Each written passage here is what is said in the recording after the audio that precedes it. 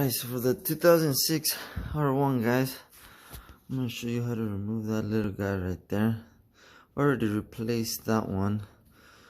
Because for me, as you can see, my old one was really bad and a few pieces started to fall off in there. Here, let's come around this side. So as you can see, it's just that little triangle right next to your high beam.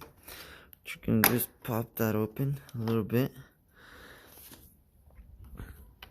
And on mine, it's already super loose. You don't have to, but see, there's that pin you might have to remove.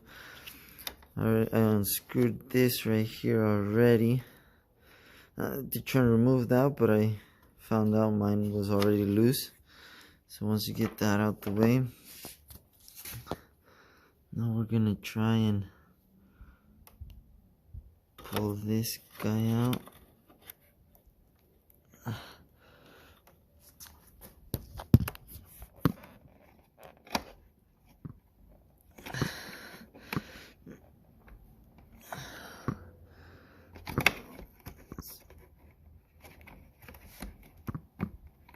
And it's just a rubber piece, so don't be afraid of pulling on it. I just don't want to pull the wires. Okay, got that all loose, and there it is. I'm gonna remove this old one, install the new one.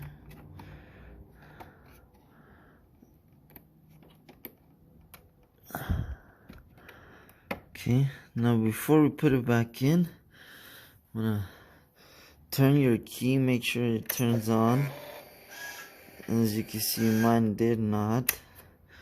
So now we're gonna remove it and give it a 180-degree spin. Reinstall it.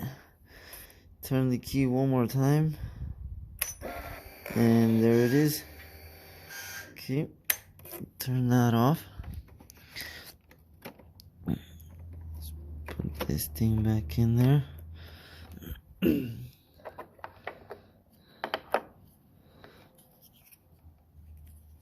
then reinstall the little cap.